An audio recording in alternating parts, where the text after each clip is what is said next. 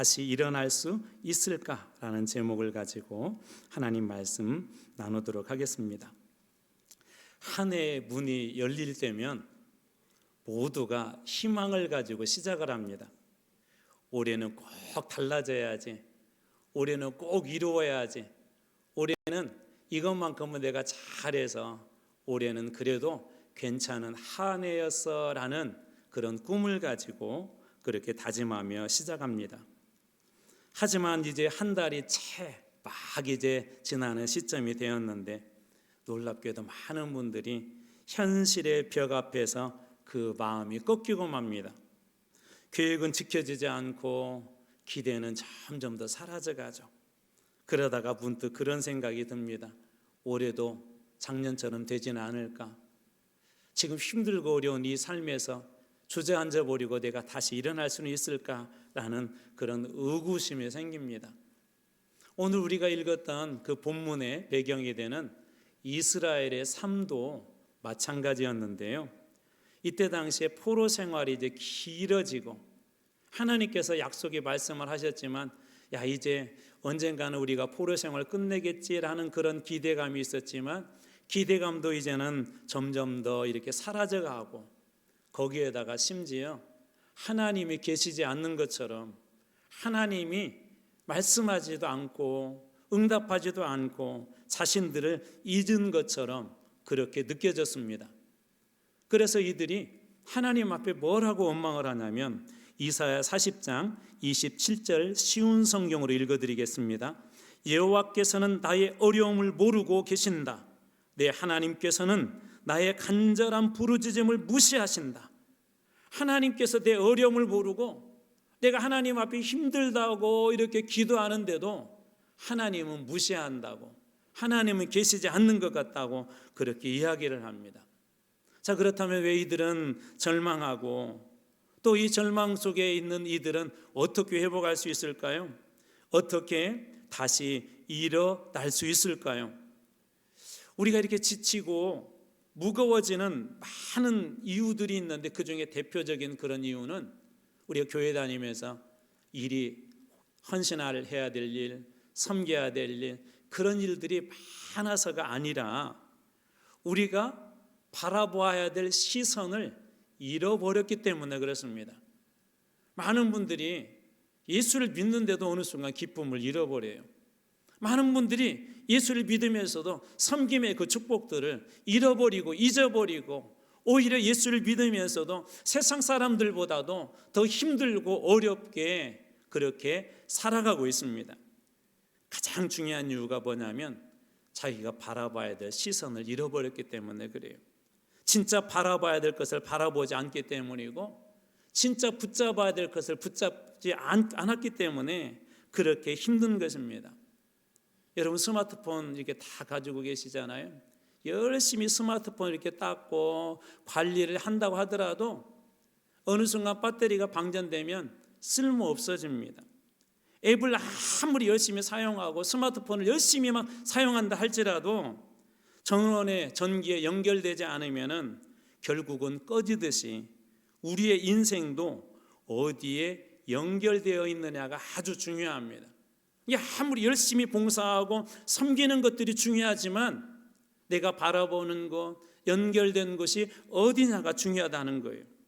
핸드폰의 힘이 전기에서 연결될 때 오듯이 우리의 힘은 하나님께 연결될 때 옵니다. 다윗도 그랬어요. 다윗의 삶을 여러분 잘 알지 않습니까? 그냥 1, 2년 쫓겨다닌 게 아니라 10여 년 이상을 막 쫓겨다녔어요. 그냥 단순히 도망자의 삶이 아니라 늘 죽음의 그림자가 그에 가까이 이렇게 다가왔습니다. 쫓기고 또 숨고 생명의 위협을 받고 잠자리를 제대로 잘 수도 없었고 그런데도 그의 힘은 도대체 어디에서 나온 걸까요? 그 비밀을 우리는 시편 18편에서 알 수가 있는데요. 18편 1절 말씀입니다. 나의 힘이신 여호와여. 다윗에게 힘은 뭐라고 하죠? 오직 여호와 하나님이시래요. 그는 모든 힘의 근원을, 자기의 사역의 그 힘의 근원을 왕으로서 힘들고 어렵지만 아니 광야 생활 중에 쫓기고 위협을 받고 죽음의 그림자들이 가까이 올 때도 그의 힘의 근원은 오직 여호와 하나님께 있었던 것이죠. 다윗의 시선은 상황에 고정되지 않았고 하나님께 고정되어 있었습니다. 그래서 그는 무너지지 않고 다시 일어설 수 있었습니다. 오늘 본문에서 하나님은 이러한 절망에 빠진 백성들에게 이렇게 질문으로 시작합니다. 오늘 말씀 28절 앞부분입니다. 너는 알지 못하느냐? 듣지 못하였느냐? 하나님께서 하나님 정말 살아계신다면 왜 우리 기도 안 들어줘요? 우리에게 희망을 말씀해 주셔놓고 왜 포로 생활이 안 끝나게 해요? 그거에 대해서 막 원망하고 불평하는 그들에게 하나님은 책망보다는 그들에게 질문을 합니다. 잊어버린 사실을 다시 기억하게 하기 위해서 하시는 질문이에요. 일종의 이런 것입니다. 너 알고 있지 않느냐? 내가 어떤 하나님인지 너 다시 한번 생각해 보라. 하나님 왜 우리를 잊으셨어요? 우리 이렇게 힘든 거 알면서도 왜 포로 생활에서 빨리 자유하게 해주지 않으세요? 그럴 때 하나님께서 그렇게 말씀하요. 너 알고 있잖아. 내가 어떤 하나님인지 너 한번 잘 생각해 봐라. 그렇게 말씀하시는 것이죠. 그렇기 때문에 우리가 다시 일어서기 위해서 가장 먼저 해야 될 일은 환경을 바꾸거나 어떤 상황을 바꾸는 것이 아니라 가장 먼저 해야 될 일은 하나님께 우리의 시선을 먼저 고정하는 거예요. 환경을 바꾼다고 해서 그게 바뀌는 게 아닙니다. 우리에게 물질이 많이 채워진다고 해서 여러분의 사업이 회복되는 게 아닙니다. 가장 중요한 건 뭐냐면 우리의 시선을 하나님께 고정하는 것입니다. 문제에서 눈을 떼고 나의 무능에서 눈을 떼고 다시 하나님께 눈을 돌릴 때 비로소 하나님께서는 우리가 가야 될 길을 보여주시고 열어주실 뿐만 아니라 걸어갈 수 있는 힘까지도 주실 것을 믿으시기 바랍니다. 하나님은 어떤 분이시죠? 28절 뒷부분입니다. 영원하신 하나님 여호와, 하나님은 첫 번째 영원하시대요. 땅끝까지 창조하신 이 하나님은 창조하시는 분이시래요. 그분은 어떤 분이십니까? 피곤하지 않으시며 곤비하지 않으시며 명철이 한이 없으시며 네 가지 하나님의 속성에 대해서 이야기해요. 첫 번째 영원하신 하나님. 하나님은 영원하신 분이세요. 하나님은 우리는 변하고 우리는 식어가고 우리는 흔들리지만 하나님이 영원히 변치 않는 분이 우리 하나님이십니다. 여러분 우리에게 거기에 희망이 있는 거예요. 어제나 오늘이나 영원토록 변함이 없는 분. 여러분 그래서 이렇게 생각하시면 돼요. 창세기 하나님과 오늘의 하나님은 같을까요? 다를까요? 같아요. 하나님 말씀으로 빛이 있어라 말씀하실 때 빛이 만들어졌다면 오늘 하나님께서 여러분의 인생에 말씀 한마디로 바꿀 수 있는 영원히 변치 않는 하나님이신 것을 믿으시기 바랍니다. 두 번째로 그분은 땅끝까지 창조하신 분이시래요. 없는 것을 있게 하실 수 있는 분, 또 있는 것도 없게 하실 수 있는 분, 막힌 길도 낼 수 있는 분, 새롭게 길을 만들 수 있는 분이 바로 우리 하나님이십니다. 왜 하나님은 그냥 단순히 그냥 계시는 존재가 아니라 신으로서 대접받는 존재가 아니라 하나님은 우리의 삶을 새롭게 창조하실 수 있는 분이세요. 가끔 리폼 이렇게 새롭게 옛날 이렇게 제품들 혹은 명품백 같은 것을 갖다가 너무 오래돼 가지고 볼품이 없어 가지고 백은 비싼데 아직도 나름대로 가치가 있는데 이것을 쓸 수 없어서 버리지도 못하고 그러다 장롱 안에 놓아뒀던 것을 이렇게 들고 최고의 장인액으로 그걸 가져갑니다. 그 장인의 손이 바뀝니다. 그 어느 순간에 그것이 탈바꿈을 하죠. 처음 만들어진 것처럼 완전 새 것으로 탈바꿈합니다. 이건 리폼이에요. 근데 하나님은 어떻게 하시냐면 완전히 새롭게 창조하신대요. 세상에 장인이 만들어준 새롭게 리폼하는 것만 보더라도 얼마나 여러분 좋아요. 그 가치들이 훨씬 더 올라가는데 하나님은 완전히 우리를 새롭게 창조할 수 있는 분이 우리 하나님이시다라고 그렇게 이야기합니다. 더 이상 방법이 없고 내 인생이 끝난 것 같고 내 인생의 절망 같고 세상에서 볼 때는 죽은 나사로와 같은 존재를 할지라도 하나님은 그의 인생을 새롭게 창조할 수 있는 분이시라는 거예요. 세 번째로 하나님은 피곤하지 않는 분이시래요. 여러분들은 피곤하죠. 막 계속 일하다 피곤하기도 하고 지치기도 하고 다만 나이의 차이가 조금 있을 뿐이에요. 젊은 친구들은 그래도 좀 잘 버티지만 연세 드신 분들은 아무래도 옛날 같지가 않죠. 근데 하나님은 지치지 않는 분이시래요. 피곤해하지 않는 분이시래요. 그래서 출애굽기에 보면 이스라엘 백성들이 인도할 때 무엇을 인도하셔요? 구름 기둥과 불 기둥으로. 낮에는 구름 기둥으로, 밤에는 불 기둥으로 쉬지 않으시고 그들을 돌보십니다. 하나님은 오늘날에도 영원히 지금도 여전히 우리의 걸음을 날마다 세밀하게 인도하고 계시는 분이십니다. 네 번째로 하나님의 명철은 한이 없대요. 여러분, 세상에 어떤 막 갑작스러운 어려운 일을 당하면, 욥처럼 고난을 당하면 우리 이런 고백을 하죠. 하나님, 왜 제게 이런 일이 일어났어요? 오래전에 이렇게 신방을 하게 되었는데 갑작스럽게 권사님 한 분이 쓰러졌어요. 병원에 입원했어요. 막 순간 의사 선생님이 위독하다고 그랬어요. 가족들이 이런 말을 해요. 목사님, 왜 우리 집에 이런 일이 일어나요? 제 아내가 그렇게 열심히 교회 봉사도 하고 얼마나 열심히 하는지 아시잖아요. 맞아요. 우리는 다 이해할 수가 없어요. 어떤 분이 갑작스럽게 그렇게 몸이 안 좋아서 병원에 이렇게 입원하게 되었어요. 검진을 하게 되었어요. 이해할 수가 없죠. 나름대로 건강도 챙기고 예수도 잘 믿었는데 왜 그런 일이 일어났는지 우리는 다 이해할 수 없습니다. 그러나 하나님은 이 모든 것들이 우리가 알지 못하는, 아니 고난의 뒤편에 있는, 우리의 절망의 뒤편에 있는, 건강이라는 아픔의 그 뒤편에 있는, 우리가 생각하지 못하는 그 뒤편에 있는 것까지도 아시고 계획하시고 우리의 길을 최고로 좋은 길로 인도하시는 분, 명철이 있는 분이 바로 우리 주님이신 것을 믿으시기 바랍니다. 우리 하나님은 그런 분이세요. 그러므로 우리가 해야 할 일은 아주 단순합니다. 시선을 다시 주님께 고정하는 거예요. 문제가 아니라, 우리의 절망이 아니라, 우리를 괴롭히는 어떤 문제거리가 아니라 주님 앞에 고정하는 것입니다. 성전 비문에 앉아 있었던 한 사람이 베드로와 요한을 볼 때 성경에 보니까 이렇게 해서 그들을 주목하여 보았다. 하나님의 사람을 그들이 주목해서 보았대요. 여리고 시각장애인들은 눈으로 볼 수 없었지만 마음의 시선으로 예수님께 고정을 했죠. 홍해 앞에선 이스라엘에게 모세는 시선을 이렇게 고정하라며 이렇게 이야기합니다. 출애굽기 14장 13절, 너희는 두려워하지 말고 가만히 서서 여호와께서 오늘 너희를 위하여 행하시는 구원을 보라. 하나님께 시선을 두고 하나님께서 어떻게 일을 행하시는지 보라라고 그렇게 이야기합니다. 두려움에 쓸려다니지 말고 눈앞에 파도만 바라보지 말고 가만히 서서 다른 거 안 해도 괜찮아. 네가 이 절망을 이겨내려고 힘쓰지 않아도 괜찮아. 이 죽음의 상황들을 네가 버티고 이겨내려고 하지 않아도 괜찮아. 그렇게 하지 말고 가만히 서서 너를 구원하시고 살리시고 이렇게 세우신 하나님만 바라봐. 하나님만 바라봐. 하나님만 바라봐. 그러면 내가 책임질게 라고 하는 것이 모세를 통하여서 이스라엘에게 말씀하신 그 말씀입니다. 그때 하나님께서 이스라엘을 홍해에서 길을 열어주시고 여리고를 무너뜨려서 다시 그 길을 열어주시고 막힌 길을 열어주신 것처럼 하나님께서 우리의 인생도 다시 일으켜 세워주실 것을 믿으시기 바랍니다. 넘어진 자리에서 다시 일어나 걷게 하고 지친 영혼에게 다시 숨을 불어넣으시는 그런 하나님은 어제뿐만 아니라 오늘도 똑같이 그런 일을 하실 거예요.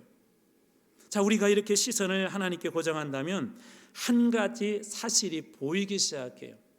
하나님 앞에 우리 하나님을 직면하게 되면, 말씀 앞에 우리가 직면하게 되면 우리가 직면되어지는 게 있어요. 우리 자신은 무엇을 보게 되는데 그게 뭐냐면 우리의 한계입니다. 한계. 나는 하나님이 아니다. 나는 전능한 사람이 아니다. 라는 진실과 마주하게 됩니다. 자, 그런데 하나님께서는 오늘 우리에게 어떤 약속을 하시죠? 29절입니다. 피곤한 자에게 능력을 주시며 무능한 자에게 힘을 더하시나니. 여기 무능한 자라는 말이에요. 이런 뜻이에요. 힘이 제로이다. 아무런 힘도 없는 사람. 하나님께 시선을 두는 사람들의 공통점은 뭐냐면 주님, 저는 아무것도 아닙니다. 어떤 것도 할 수 없습니다. 저는 무능한 자입니다. 바로 그런 것을 인정한다는 것이죠.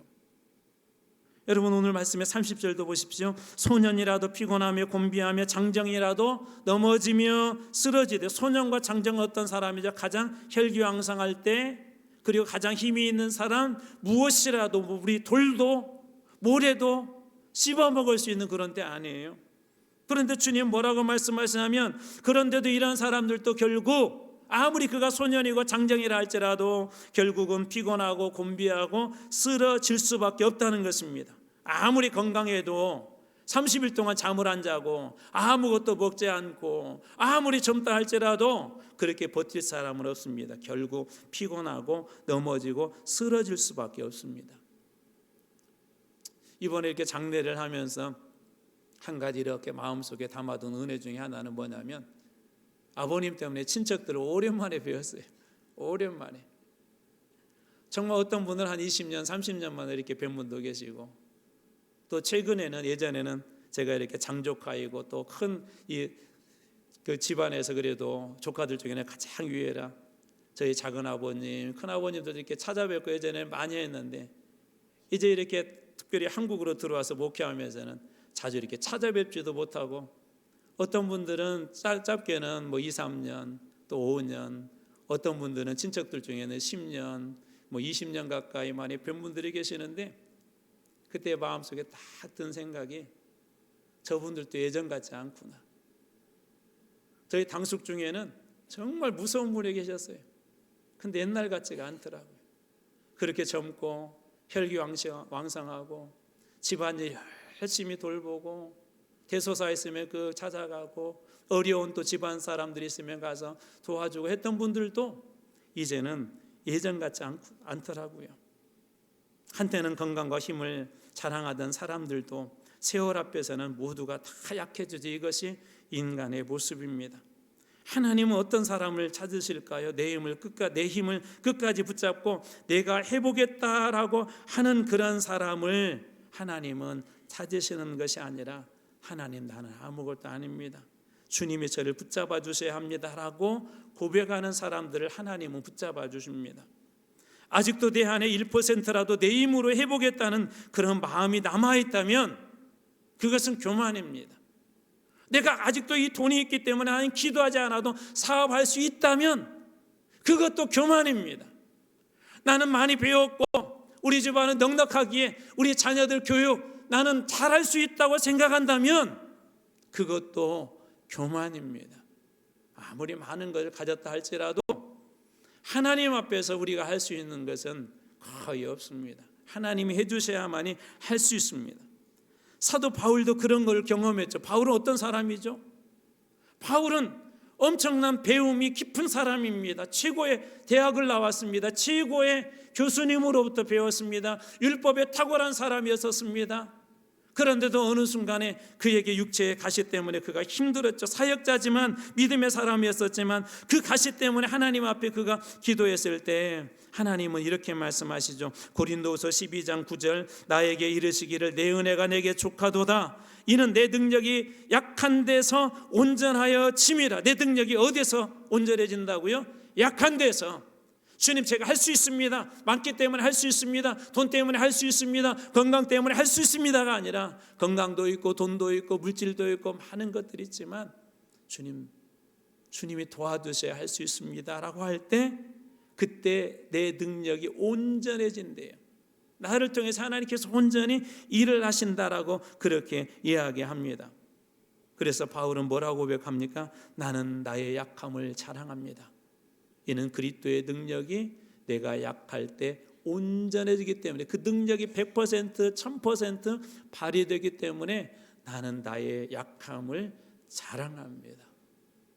그래서 그가 기도할 수밖에 없고, 그래서 그가 말씀을 붙잡을 수밖에 없었던 것입니다. 약할 때 비로소 하나님의 강함이 드러난 것이죠. 나는 한계가 있습니다 고백할 때 하나님께서 그를 붙잡아 주셨던 것이죠.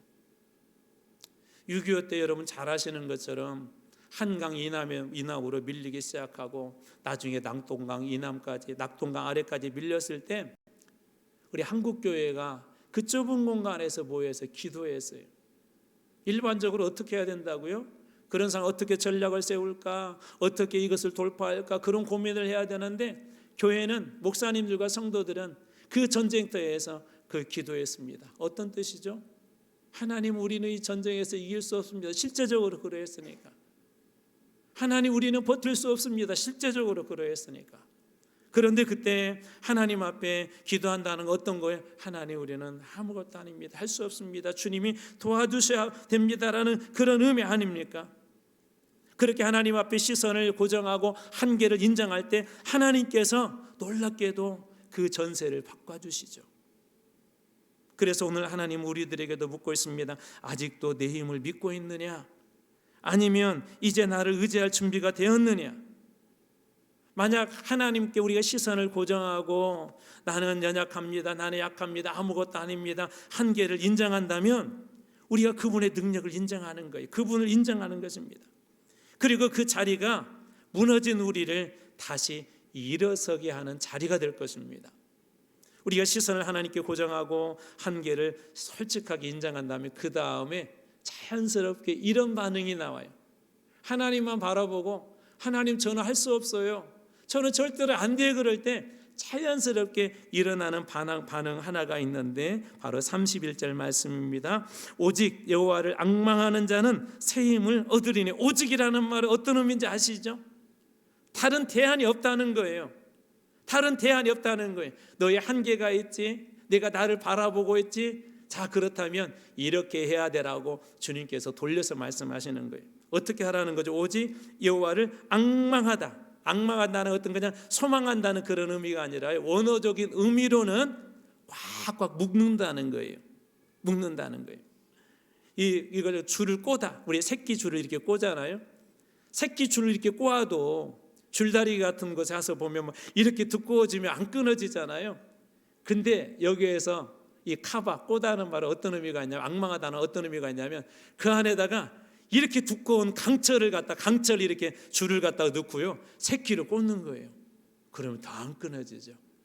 인간의 힘으로는 절대 끊을 수 없는 엄청난 힘을 발휘하게 됩니다. 이게 앙망이라는 단어예요. 이게 하나님 앞에 시선을 고정하고 그리고 났더니 내 인생으로는 아무것도 할 수 없구나, 그 한계를 발견하게 되고, 그런 인생들은 어떻게 한다고요?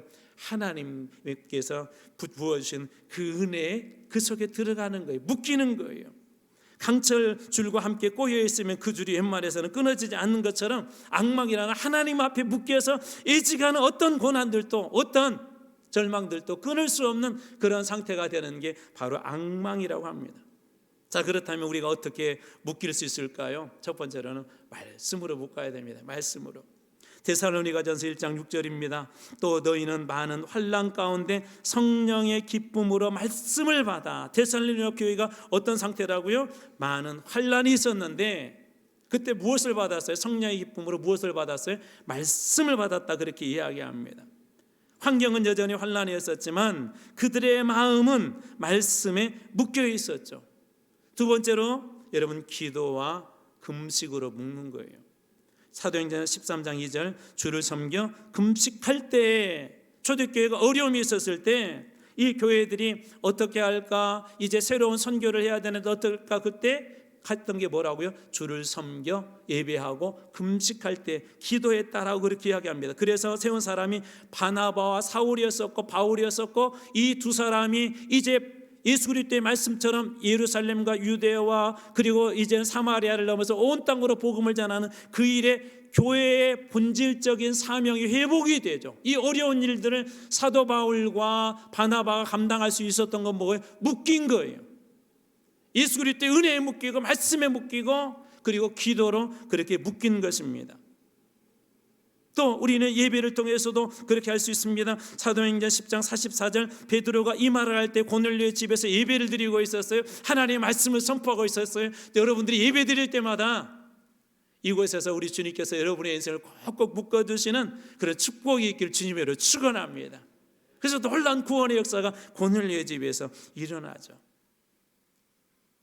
우리 교회가 올해 1년 동안 해보려고 하는 몇 가지가, 첫 번째로는 가정예배도 이제 3월 달부터 본격적으로 회복하려고 합니다. 매달 마지막 주는 가정예배를 여러분들이 잘 드릴 수 있도록 다소스를 제공할 거예요. 그리고 다음 주 주일 오후에는 우리가 그 가정예배에 대해서 여러분들에게 좀 신학적인 이야기들과 도전과 어떻게 해야 될지 다음 주 주일 오후 예배 시간에는 여러분들에게 비법을 공개하려고 그래요. 요리 비법은 배우고 싶어 하시죠? 저는 여러분 가정 안에 이 예배가 회복되어서 여러분 자녀들과 여러분 가정이 우리 주님 앞에 꼭꼭 묶여서 어떠한 시련과 어떤 고난에서도 흔들리지 않은 그런 가정으로 세워지길 주님으로 축원합니다. 또 저희들이 지금 90일 동안 이 성경 통독을 하고 있어요. 이 통독이 끝나고 나면 또 90일이라는 과정을 할 거예요. 말씀 한 절씩을 지금부터 여러분 기억하세요. 나에게 은혜 주신 말씀들 한 절씩 나중에 다 내세요.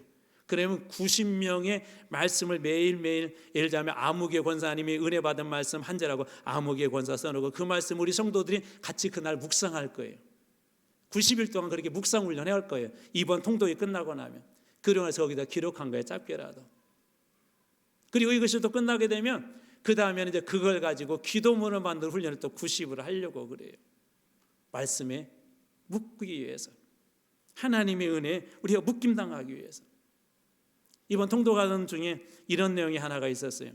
다윗이 이렇게 계속 쫓겨다니다가 이렇게 왕이 딱 되었는데, 왕이 되자마자 블레셋이라고 하는 그런 나라가 쳐들어옵니다. 다윗이 어떻게 했을까요?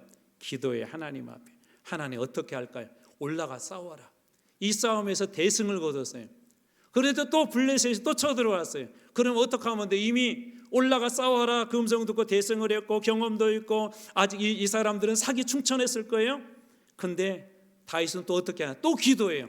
하나님 어떻게 할까요? 라고 하나님 앞에 그렇게 기도하자 이번에는 하나님이 전략을 바꾸셨어요. 뽕나무 숲 맞은편으로 가서 숨어 있다가 뽕나무 위에서 걷는 소리가 나거든 그때 기습을 해라. 다윗은 또 그 말씀에 순종을 하여서 이번에는 정면 돌파하지 않고 정면으로 공격하지 않고 숨어 있다가 하나님께서 신호할 때까지 기다립니다. 뽕나무에서 소리가 날 때까지 기다립니다. 바람 소리가 날 때까지 기다립니다. 그리고 그 말씀대로 이 전쟁에서 승리하죠. 다윗은 기도로 자기의 인생을 그렇게 묶은 사람이었어요. 여러분, 우리 인생은 어느 누구도 이 세상의 거대한 파도를 이길 사람은 없습니다.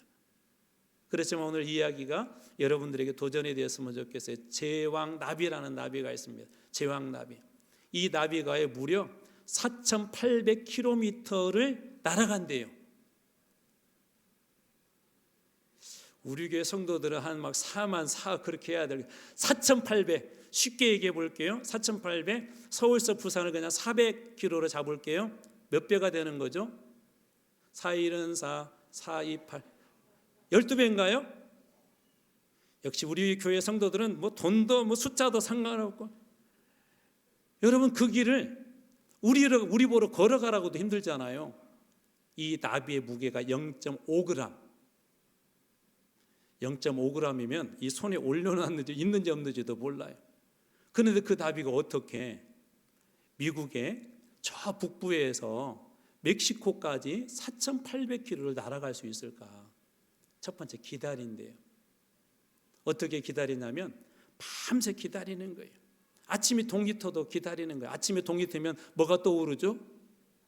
네, 해가 떠오르죠. 해가 떠오르면 온도가 올라갈 거예요. 지면의 온도가 올라갈 거예요. 점점 더 온도가 되어지면 상승기류가 생긴답니다. 상승기류. 그러면 그때서 이 기다렸던 이 제왕나비가 그 상승기류에 몸을 납히면 이것도 놀라지 마세요. 얼마까지 올라간 줄 아세요? 1,000km까지 올라간다네요. 1,000km까지. 그리고 올라가면 여러분 잘 알겠지만 위에 또 이렇게 기류라는 게 있잖아요. 기류. 그 기류를 타고 4,800km를 날아간대요. 자기 힘과 능력 그 날개짓을 해서 아마 날아간다면 심리도 못 가서 발병 났을 것 같아요. 하다가 무너졌을 것 같아요. 그런데 어떻게 날아갈 수 있어요? 그 상승 기류에 맡기니까 날아갈 수 있는 거예요. 저는 우리의 신앙도 비슷하다고 생각합니다. 우리의 인생이 커 보이고 멋져 보이는 것 같고 위대해 보이는 것 같지만 여러분 병원에 갑작스럽게 우리 가족 중에 중환자실에 들어갔을 때 그때 상황을 빨리 되돌아보세요. 우리 인간이 아무것도 아닙니다. 할 수 있는 것들이 많지 않습니다. 할 수 있는 것들이 거의 없습니다.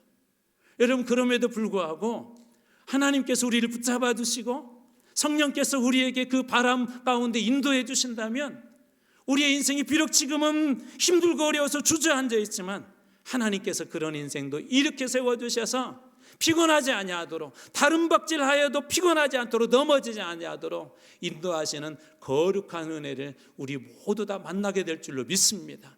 사랑하는 성도 여러분, 1월달 한 달 보내면서 경험하고 또 결단하고 계획했던 것들이 혹시 다 무너졌습니까? 괜찮습니다. 우리 2월 한 달 동안 첫 번째 하나님 앞에 다시 한번 시선을 고정합시다. 그리고 우리의 부족함을 우리 주님 앞에 인정합시다. 그리고 하나님, 저도 묶어주십시오.